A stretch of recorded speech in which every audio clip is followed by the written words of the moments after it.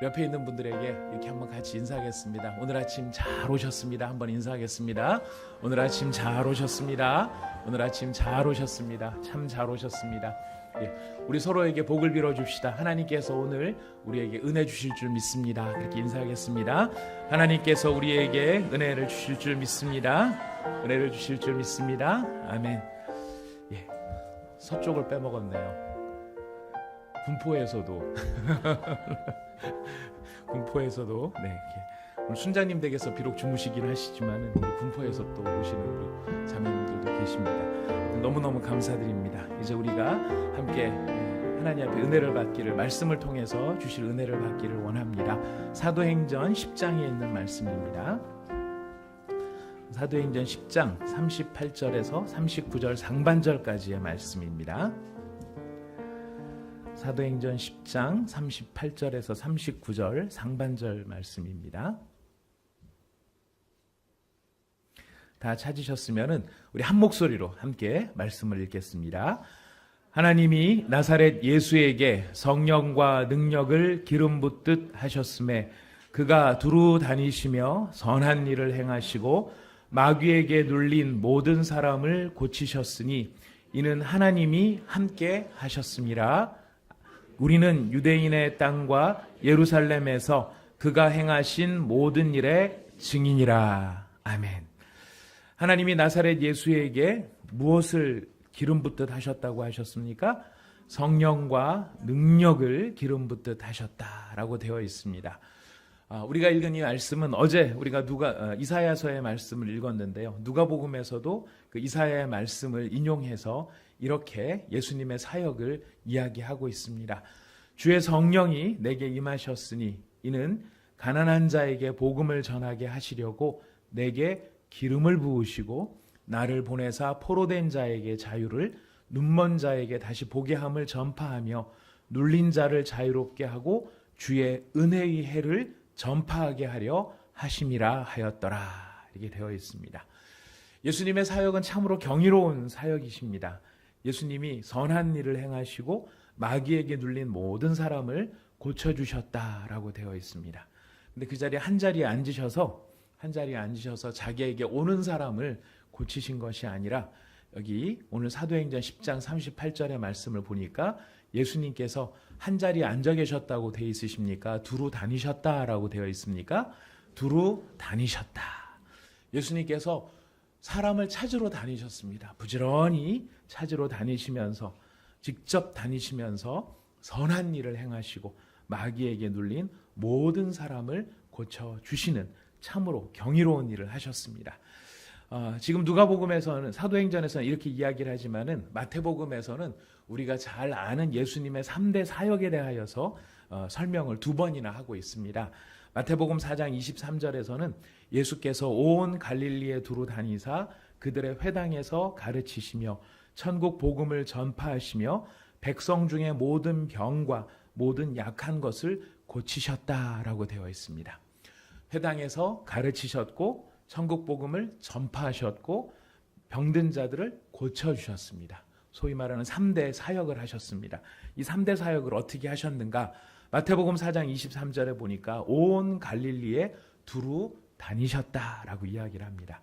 재미있는 것은 마태복음 9장 35절에 가면은요, 똑같은 말이 한 번 더 나와요. 예수님께서 그들의 회상에서 가르치셨고 천국 복음을 전파하셨고 모든 병과 모든 약한 것을 고치셨는데 차이가 있는 것은 무엇이냐면은 모든 도시와 마을에 두루 다니셨다라고 되어 있습니다. 이 두루 다니셨다라는 말이 왜 이렇게 강조가 계속 되는 걸까요? 그것은 예수님께서 베푸시는 이 천국의 놀라운 하나님 나라의 능력이 어느 한 사람만을 위한 것이 아니라 온 세상 모든 사람들을 위한 것임을 우리에게 알려주시기 위해서 예수님께서 두루두루 다니시면서 이 모든 선한 일들을 행하셨고 마귀에게 눌린 사람을 고쳐주셨다라고 성경은 이야기를 하고 있습니다. 우리가 이런 예수님의 3대 사역의 은혜 때문에 우리도 진리를 알게 되고 예수님께서 가르치셨기 때문에 우리가 진리를 알게 되고 천국 복음을 전파하셨기 때문에 우리가 예수님을 마음에 영접할 수 있게 된 것이고요. 우리의 모든 병과 약한 것도 어떻게 될 것을 우리가 기대하는 것입니까? 고침받을 것을 우리가 기대하는 것입니다. 여러분, 이 놀라운 사역들을 예수님께서 행하셨는데요. 우리가 오늘 기억하고 싶은 것은 무엇이냐면 예수님께서 이 모든 사역을 행하실 때, 경이로운 모든 사역을 행하실 때 예수님께서 이 일을 바로 시작하셨냐, 아니면 그 앞에 뭔가 하나가 더 준비하시는 과정이 있었냐? 여러분 어떠실 것 같습니까? 그렇습니다. 준비하는 과정이 있으셨습니다. 뭐 어떻게 준비를 하셨을까요? 분위기 파악을 잘 하셨습니다. 성령의 기름 부으심의 은혜가 있으셨죠. 우리 마태복음 3장 16절 말씀, 17절 말씀, 우리 참 중요한 말씀이기 때문에 거듭해서 읽습니다. 마태복음 3장 16절, 17절 말씀입니다. 마태복음 3장 16절, 17절 말씀 함께 읽어봅니다. 시작. 예수께서 세례를 받으시고 곧 물에서 올라오실새 하늘이 열리고 하나님의 성령이 비둘기같이 내려 자기 위에 임하심을 보시더니 하늘로부터 소리가 있어 말씀하시되 이는 내 사랑하는 아들이요 내 기뻐하는 자라 하시니라. 아멘. 예수님께서 이 모든 정말 경이로우신 고침의 사역, 전파의 사역, 또 가르치심의 이 모든 사역을 행하셨을 때에 예수님께서 그냥 하신 것이 아니라 무엇을 받고 행하셨습니까? 물 세례를 받고 그 다음에 성령 세례를 받으시고 이 일을 하셨습니다. 그리고 그 성령 세례를 통하여서 무엇을 확인해 주셨냐면 이는 내 사랑하는 아들이요 내 기뻐하는 자라 하는 하나님 아버지의 확증을 받으신 것입니다.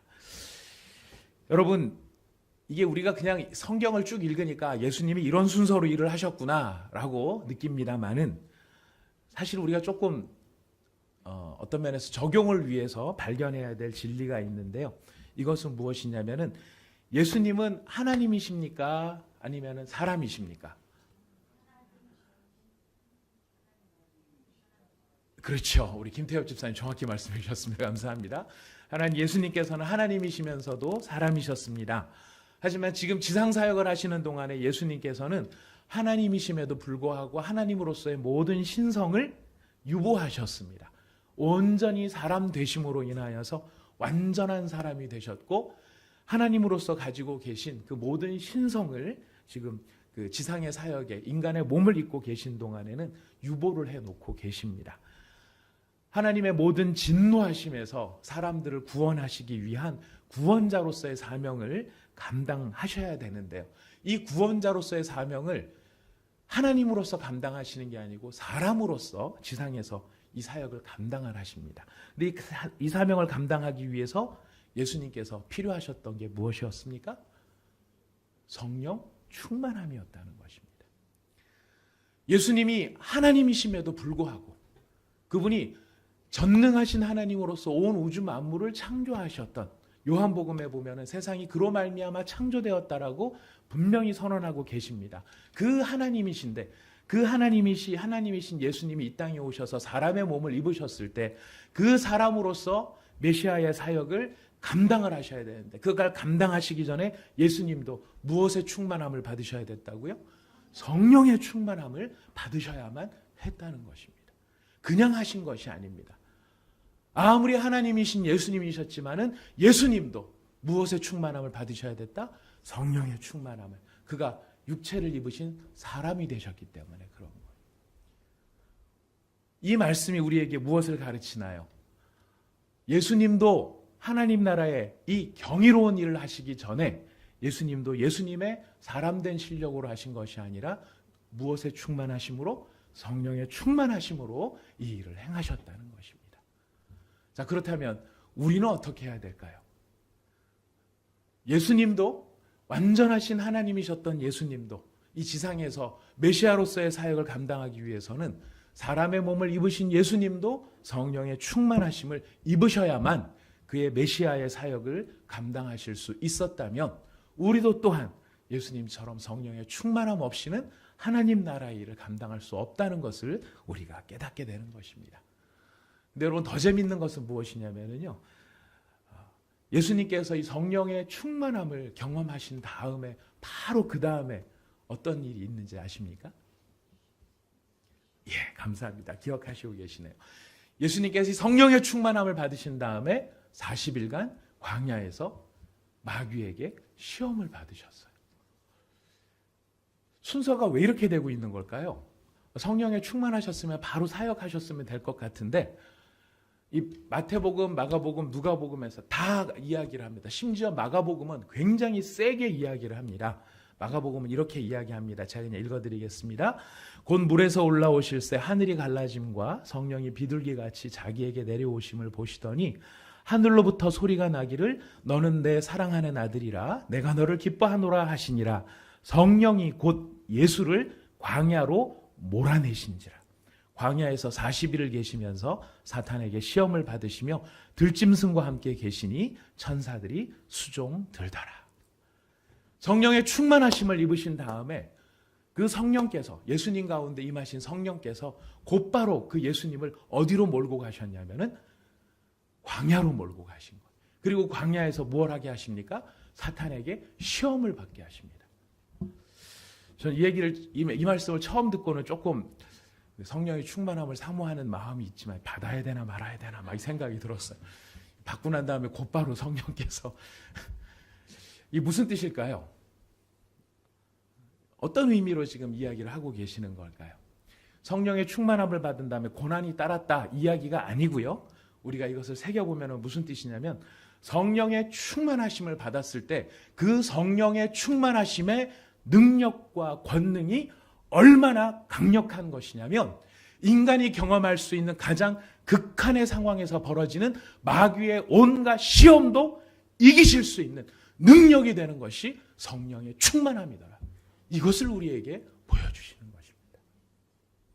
예수님께서 당하신 고난은요, 십자가의 고난도 가장 강력한 고난의 정점이지만은요, 예수님께서 40일간 광야에서 당하셨던 일들은 우리가 인간으로서 경험할 수 있는 모든 상황의 어려움들을 집약해 놓은 것이 이 광야에서의 시험인 것을 잘 아실 것입니다.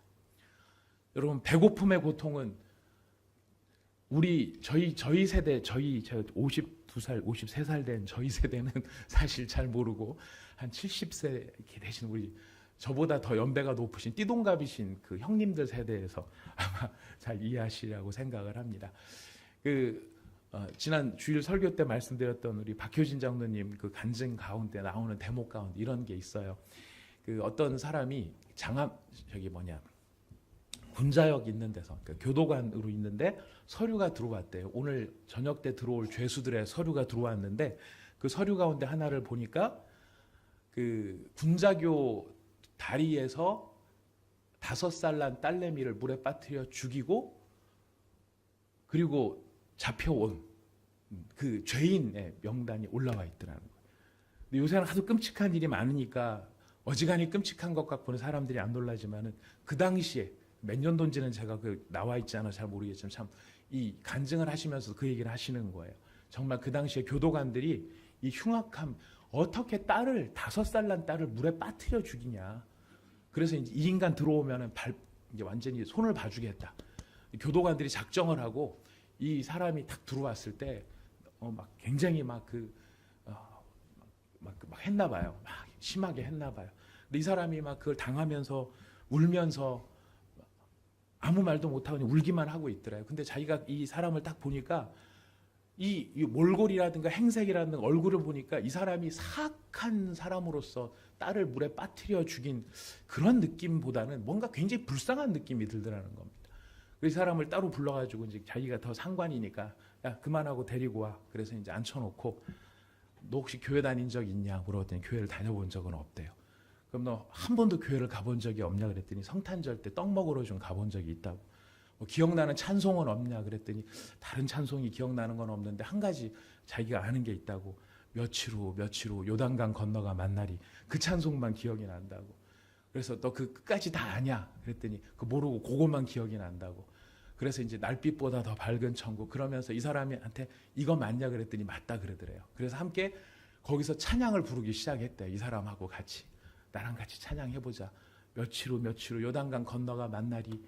그랬더니 다른 교도관들이 다 자기를 바라보면서 저 인간 또 병이 도졌네. 사람만 데리고 오면 그냥 앉아가지고 부흥회하고 또 병이 도졌네. 이런 얼굴 표정으로 막 쳐다보더라는 겁니다. 그래서 이 사람이 이제 막 그렇게 찬양을 부르는, 남들이 뭐라도 하나 자기가 찬양을 부르는데 이 사람이 찬양을 부르면서 이제 눈물을 막 흘리더라는 거예요. 그래서 도대체 어떻게 된 일이냐, 어떻게 된 일로서 네가 여기까지 왔냐 그랬더니 이 사람이 이 척추가 5번, 6번, 7번이 주저앉는 병에 걸려가지고 평생을 힘을 쓰지 못하고 살았대요. 그러면서 이제 그 전에 결혼해서 아이를 둘을 낳았는데 자기가 이 아이 둘을 데리고 살다가 보니까 이 부인은 자기가 이제 그 척추가 고장나서 남자 구실도 못하고 사람 구실도 못하고 이러니까 자기한테 도망가 버리고 자기가 이 아이 둘을 키우는데 이 아이 둘을 키우다 어디 가서 그러니까 일을 해서 돈을 벌어야 되는데 일을 할 수도 없고 그래갖고 쫄쫄 며칠을 굶었답니다. 굶은 나머지 어디 가서 이제 얘네들이 계속 손을 잡고 아빠 배고파 그러니까 병원에 어서 들은 건 있어갖고 병원에 가가지고 혹시 눈 필요하지 않습니까? 신장 필요하지 않습니까? 이거 사주시면은 제가 팔고 좀 돈을 받아 가겠습니다. 그랬더니 병원에서는 거지가 왔다고 쫓아냈다는 거 무조건. 그런데 이 쫓아내서 가는 이 아이들 손을 붙잡고 가는데 아들내미는 7살인가 되는데 아빠 배고프다고 그러면서 이제 이 사람들이 터덜터덜 걸어간 데가 이 군자교 다리 위까지 걸어간 거예요. 근데 순간적으로 아이가 아빠 배고파 그러는데 자기 생각에 이제 더 이상 얘네들을 살릴 방법도 없고 자기는 어떻게 해줄 수 있는 일도 없고 얘네들 이대로 놔뒀다가는 모진 꼴을 당할 것 같고 얘네들 죽이고 나도 죽자 이 생각이 들어서 아들내미를 먼저 잡아서 집어 던졌다는 거예요. 무슨 정신으로 먼저 집어 던졌는데 얘가 떨어지면서 물로 빠진 게 아니고 거기 다리 옆에 보면 전선 같은 것들이 지나가잖아요. 그거를 붙잡고 얘가 바둥거리더라는 거야. 그러면서 아빠 보고 아빠 살려줘 그러는데 자기가 죽일 마음에 애를 던졌는데 보니까 아버지의 마음이 확 들어오면서 걔를 살리고 싶은 생각이 들었대. 그래갖고 손을 내밀었더니 얘가 아버지가 자기를 죽이려고 했다는 걸 알고 아버지를 두려운 마음에 손을 안 내밀들더래. 그런데 살려달라고는 하는데 아빠 죽이지 마 그러는데 어쨌든 자기가 이제 애를 탁 잡았더니 얘가 마치 원숭이처럼 살아야 되겠다는 본능에 아빠를 손을 붙잡고 훅 타고 올라가지고 얼른 다리 위로 올라가고 저 밑에 한 10m쯤 떨어져서 아빠를 쳐다보고 아빠 다시는 배고프다는 소리 안 하겠다고. 그래서 내가 미쳤지 그러면서 이제 다시 가는데 아들내미는 한번 이게 죽었다 살아난 경험이 있다 보니까 10m쯤 떨어져서 자기 눈치를 보면서 이렇게 도망가듯이 걸어가더래요. 근데 딸내미는 자기 손을 잡고 간 거예요. 근데 딸내미는 자기를 쳐다보면서 이제 배고프다는 또 그런 신용을 하고 있길래 생각을 해보니까 저 아들내미는 죽다가도 살아나는 놈이고 지가 살겠다라고 하는 의지가 있어서 저 상황에서도 살아나오는 놈인 거 보니까 어떻게든 살 것 같고 이 딸은 계속 내버려 두면 여자로서 대한민국이 험한 땅에서 앞으로 살 일이 뻔할 것 같이 생각이 돼서 순간적으로 얘를 집어 던졌다는 거예요. 그리고 이제 걔가 물에 빠지고 자기도 물에 빠지려고 하는 그 찰나에 그 꼴을 저쪽 군자교 다리 저쪽 양쪽 끝에서 보고 있었던 사람들이 이 뜯어 말리려고 달려오고 있었대요. 그리고 자기가 물에 빠지려고 하는 그 찰나에 이 사람들한테 잡힌 거예요. 그래서 딸은 죽고 자기는 못 죽고 그래서 이제 끌려온 거예요. 그런 인생을 이제 인생의 모습으로 하나님 앞에 이제 나왔는데 이 이제 장로님의 간증의 요지는 그거예요. 이 사람의 이야기를 듣다 보니까 자기가 너무너무 이 하나님 앞에 죄악된 자기의 모습이 생각나더라는 겁니다. 이 사람이 이렇게까지 살아가는데 이 병원에서 돈 10,000원 줬으면은 이런 일들이 없었을지도 모르는데 쫓아만 낼 게 아니라 뭐라도 하나 좀 쥐어줘서 보내줬으면은 정말 이런 일 없었을 텐데 자기가 그렇게 베풀지 못하고 살았던 것에 대해서 하나님 앞에 회개하는 그래서 그 사람이 또 새롭게 되는 그런 이제 간증이 있었어요. 제가 이제 이 간증을 오늘 인용한 이유는 뭐냐면 오늘날에도 배고픔이라고 하는 거는 인간이 견뎌낼 수 없는 굉장한 고통이라는 것입니다. 근데 지금 예수님은 며칠을 굶으셨어요? 40일. 지금 이 예수님이 40일을 굶으셨다는 것이 무엇을 의미하는 것입니까? 인간이 당할 수 있는 가장 극한의 상황에 예수님이 몰리셨다는 거예요. 근데 거기서 시험을 당합니다. 근데 시험이라고 하는 것의 본질이 뭐죠? 시험, 왜 마귀는 무엇을 시험하는 것입니까? 왜 어떻게 하려고 시험하는 것입니까? 마귀가 우리를 시험하려고 와요. 우리를 여러분들을 시험하고 저를 시험하려고 와요. 모든 시험의 본질은 무엇입니까? 그렇죠. 네가 이래도 하나님을 믿을래. 네가 이래도 하나님을 의지할래. 네가 이래도 하나님을 신뢰할래. 이게 마귀가 목표하는 목적인 거예요. 이럼에도 불구하고 네가 하나님을 사랑할 수 있느냐? 이런 형편인데도 불구하고 네가 하나님을 신뢰할 수 있느냐? 예수님께서 40일 금식을 통해서 마귀에게 시험을 받으시고 승리하셨다는 이야기가 뭐죠? 그 모든 극한 상황, 먹을 것도 40일 동안 못 먹으시고 평안하지도 않고 괴롭고 그 40일 동안은 온전히 마귀가 예수님을 시험하는 시간이기 때문에 예수님은 하나님과 이렇게 떨어져 있는 상황이 된 거예요. 어딜 가도 하나님이 도우시는 모습이 안 보이는 거예요. 그런 상황임에도 불구하고 예수님이 이기셨다라고 하는 것은 우리에게 무엇을 가르쳐 주십니까? 예수님께서 능히 그 모든 상황을 돌파하시며 그럼에도 불구하고 하나님을 신뢰할 수 있고 그럼에도 불구하고 하나님을 의지할 수 있고 그럼에도 불구하고 하나님을 사랑할 수 있다라고 하는 것을 보여주셨다는 거예요. 근데 그 능력이 누구로부터 말미암았다는 걸 보여주십니까? 성령으로부터 말미암았다는 것을 보여주시는 거예요. 성령 충만함의 중요함이 어디에 있는가? 우리에게 닥쳐오는 시험들, 우리가 예수님 같은 시험, 우리는 100분의 1, 1000분의 1만 되는 것이 우리에게 찾아와도 우리는 대번 넘어집니다. 대번 쓰러지면서 뭐라고 합니까?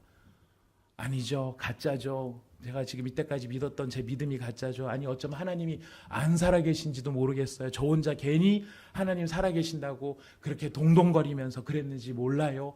이러면서 하나님을 향한 원망과 분노가 우리 속에서 올라오는지도 몰라. 어떻게 내 삶 속에서 이런 일이 일어나게 하시느냐.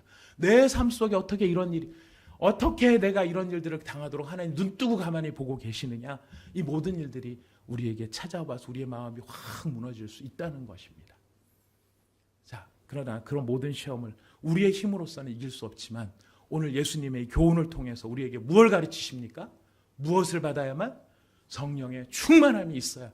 성령의 충만함이 있을 때 우리 가운데 능히 무엇을 할 수 있다? 마귀의 시험을 이길 수 있다는 것을 우리에게 보여주시는 것입니다. 그래서 우리가 성령 충만이 너무너무 중요한 것이고요. 꼭 받아야 되는 것이고 받아도 그만 안 받아도 되는 그런 것이 아니라 우리가 온 마음을 다하여서 우리가 기도해야 될 가장 중요한 기도의 제목이 여기에 있다는 것입니다. 이건 예수님께서만 하신 것이 아니고요. 예수님께서 우리 가운데 약속을 하시고 사명을 주신 게 있으세요. 여러분 마가복음 16장을 한번 찾아가 보겠습니다. 마가복음 16장 15절부터 18절 말씀까지입니다. 마가복음 16장 15절부터 18절까지의 말씀입니다.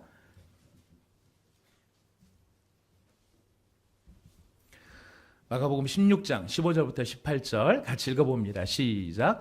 또 이르시되 너희는 온 천하에 다니며 만민에게 복음을 전파하라.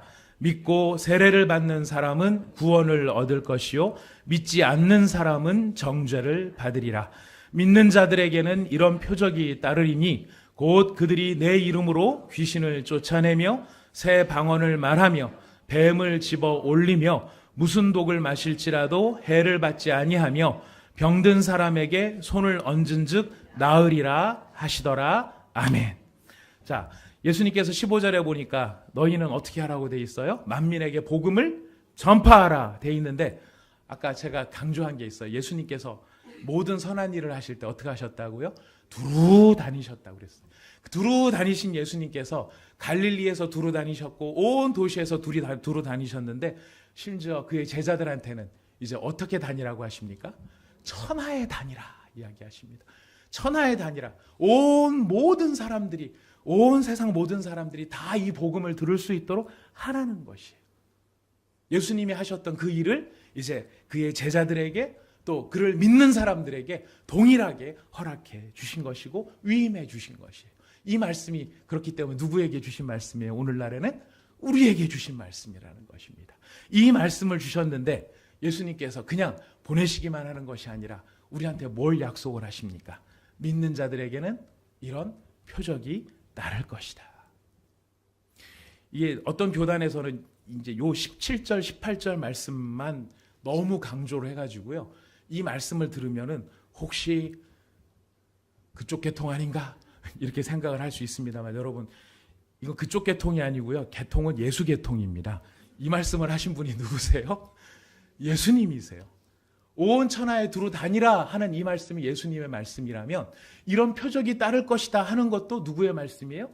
동일한 예수님의 말씀인 거예요. 이 말씀 가운데 핵심이 무엇이냐면은 믿는 자들한테는 이런 표적이 따른다 그랬을 때 이 표적 가운데 제일 중요한 핵심이 뭐냐면 이 모든 것을 누구 이름으로 한다는 것입니까? 예수의 이름으로 하는 사람이 되었다는 거예요. 우리 가운데 따르는 모든 표적 중에서 여러 가지 기적들이나 오늘날도 믿는 믿음을 통하여 하나님께서 여전히 살아계시기 때문에 동일한 모든 일들을 하실 수가 있습니다.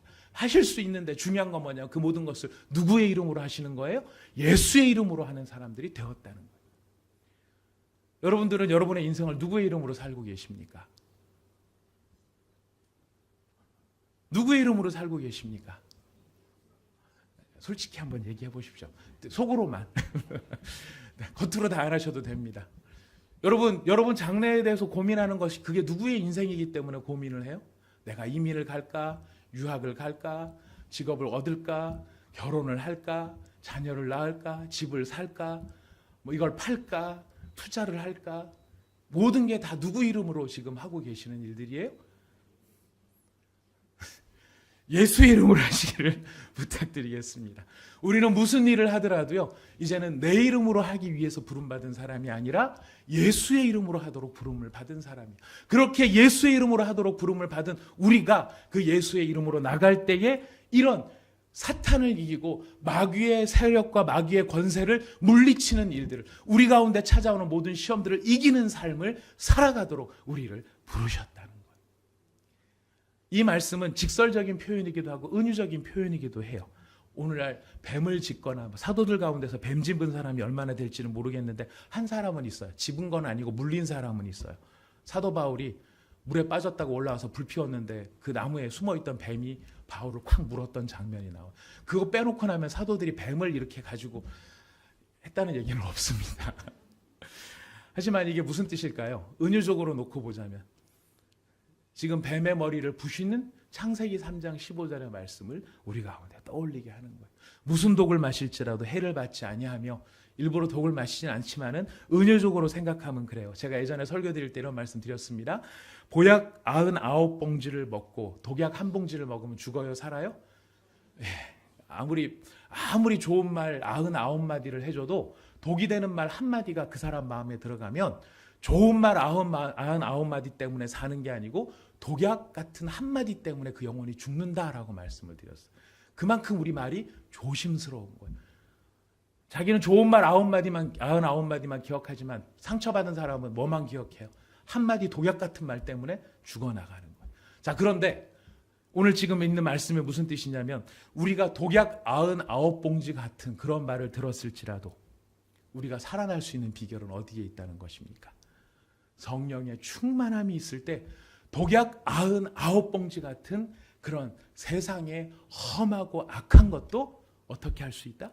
물리치고 해독하고 나갈 수 있다는 거예요. 제가 사역을 하면서 제일 많이 상담하고 또 기도 제목을 나누다 보면 제일 어려운 게 뭐냐면 사람 때문에 시험 들은 거예요. 사람 때문에 시험 든 게 이런 거 저런 거 많지만 대부분이 보면 말 때문에 그래요. 그 언어들을 보면은 진심을 서로의 진심은 너무너무 좋은데 문제는 다 표현 방식이죠.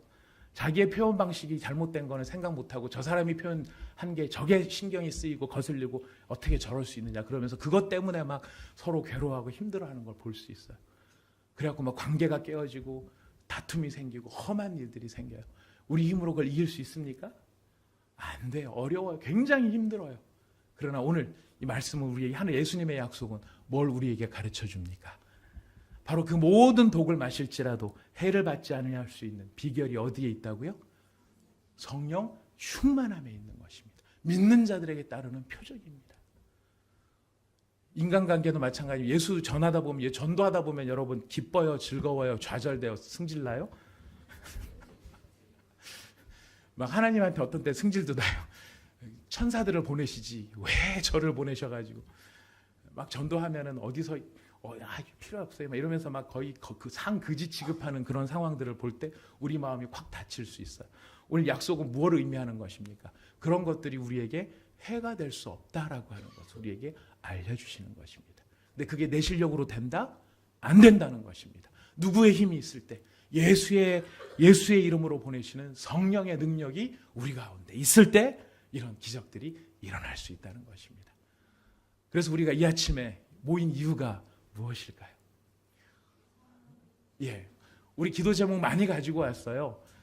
자녀 문제도 있고요. 지금 이제 그 수능일이 가까웠기 때문에 지금 고3 수험생이나 재수생 부모님들은 자녀를 위한 기도 제목이 무엇보다 심각해요. 그리고 어떤 경우에는 우리 가운데서도 여러 가지 기도 제목들이 다 있을 수 있어요. 근데 이 모든 기도 제목들이 다 중요하지만 그 기도 제목 자체를 우리가 믿음으로 승리하기 위해서는, 즉 예수의 이름으로 나의 장래가 밝혀지고 예수의 이름으로 우리 가정이 밝혀지고 예수의 이름으로 내 모든 삶의 방향성이 찾아지기를 우리가 원하는데, 그렇게 되려면 무엇의 충만함을 먼저 경험해야 된다? 성령의 충만함을 경험해야 된다는 것입니다. 그래서 오늘 이 아침에 우리가 성령의 충만함을 놓고 튼튼한 기초, 건강한 공동체가 딴 게 아니고 성령이 충만해야 튼튼한 기초가 잡히는 거예요. 우리가 이 사실을 절대 간과할 수가 없어요. 우리 마지막으로 성경 한 구절만 읽고 찬송하고 기도할 텐데요. 마가복음 1장 8절 말씀입니다. 마가복음 1장 8절 말씀. 세례 요한이 그의 제자들에게 예수님에 대해서 설명하는 대목이에요. 예수님이 어떤 분이신가 설명하시는 대목이에요. 자, 마가복음 1장 8절 말씀 같이 읽어보겠습니다. 나는 너희에게 물로 세례를 베풀었거니와 그는 너희에게 성령으로 세례를 베푸시리라. 아멘. 예수님이 어떤 분이세요? 성령으로 세례를 베푸시는 분이. 우리가 성령의 충만함을 받을 때 누구 앞에 나와서 지금 성령을 구하게 되는 것입니까? 예수 앞에 나와서. 누구의 이름으로 성령을 구하게 되는 것일까요? 예수 이름으로. 여러분, 우리가 이런 성령의 충만함을 입을 때에 바로 우리가 가지고 있는 여러 기도의 제목들이 예수의 영광, 하나님의 영광을 나타내는 기적의 일들로 바뀌게 될 것이고요. 내 이름으로 내 명예를 위해서, 내 삶의 이익을 위해서 구했던 우리의 기도의 제목들이 하나님의 영광을 드러내는 은혜의 현장, 기적의 삶의 현장으로 우리 앞에 나타나게 될 것입니다. 우리가 이 사실을 확신하면서 주님 앞에 함께 소망을 가지고 주여 성령의 충만함을 우리가 사모합니다. 우리 함께 주님 앞에 기도하기를 원합니다. 우리 같이 이 시간 찬양을 하고 찬양 한 곡을 하고 기도하겠습니다. 찬송가 191장입니다. 내가 매일 기쁘게 순례의 길 행함은 주의 팔이 나를 안보함이라. 우리 191장입니다. 내가 매일 기쁘게 순례의 길 행함은 주의 팔이 나를 안보함이요.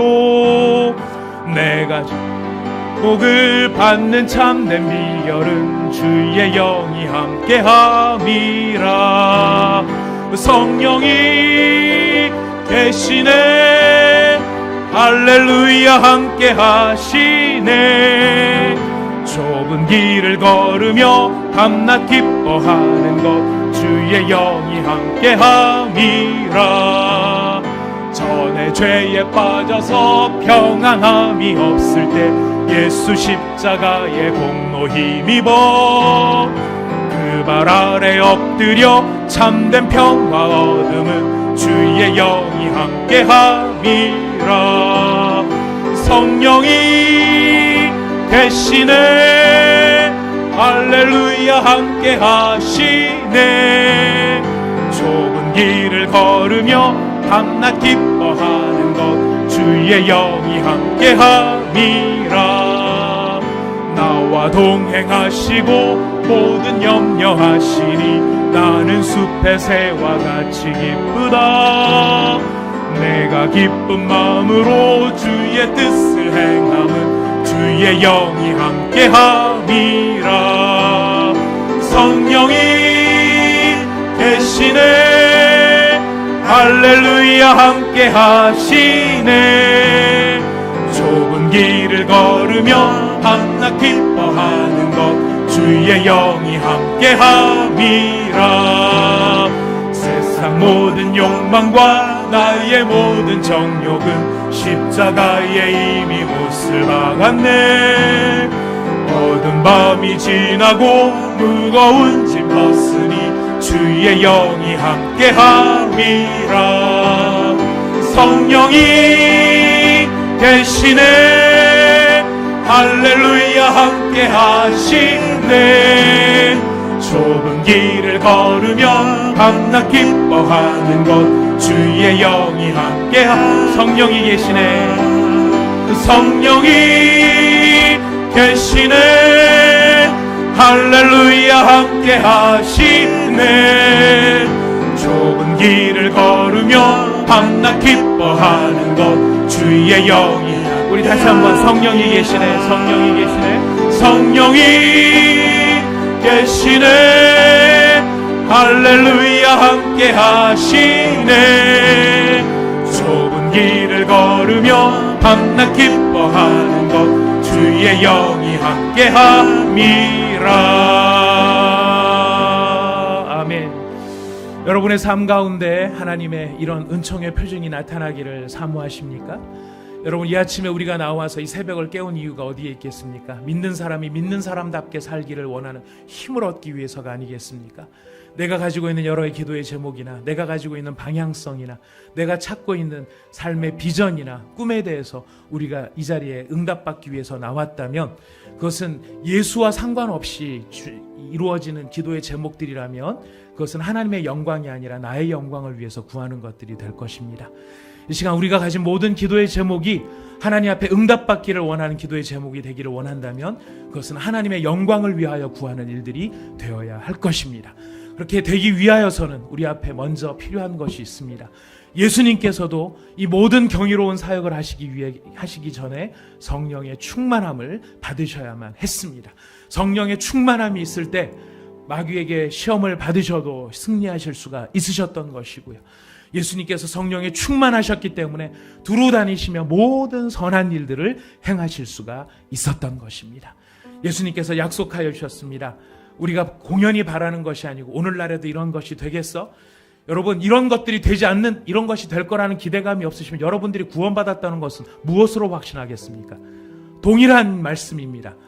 너희들이 믿는 모든 사람들에게 만민에게 복음을 전파하라고 하는 그 말씀이 오늘날 우리에게 살아있는 하나님의 말씀이 되고 이 말씀 때문에 내가 하나님 앞에 구원받은 사람이라고 한다면 동일한 말씀으로 우리에게 이런 증거를 이야기하고 계시는 것입니다. 믿는 자들에게는 이런 표징이 따를 것이다. 이런 표적이 따를 것이다. 그들이 내 이름으로 이 모든 일들을 행하는 사람들이 될 것이다. 우리의 구원이 확실한 것이라면, 내가 예수 믿는 것이 확실한 것이라면 우리가 하나님 앞에 누려야 할 성도로서의, 제자로서의, 증인으로서의 이런 능력과 은총이 우리를 따르게 될 것입니다. 우리가 이런 모든 삶의 경이로움을 하나님 앞에 꿈꾸며 이 시간 주님, 제가 감당할 수 없는 시험도 감당할 수 있도록, 제가 예수의 제자로 부름받아 능력으로 살아가야 될 이 모든 삶에 대하여서 이런 표적이 따르도록, 그리고 내 삶 속에서 벌어지는 모든 기도의 제목들 가운데 하나님의 영광이 선포되어질 수 있도록 주여 저에게 성령의 충만함을 허락하여 주시옵소서. 하늘 문을 여시고 저에게 성령의 은혜를 물 붓듯이, 기름 붓듯이 주님 부어 주시옵소서. 우리 시간 간절한 마음으로 주님 앞에 기도하며 나가도록 하겠습니다. 다 함께 기도합시다.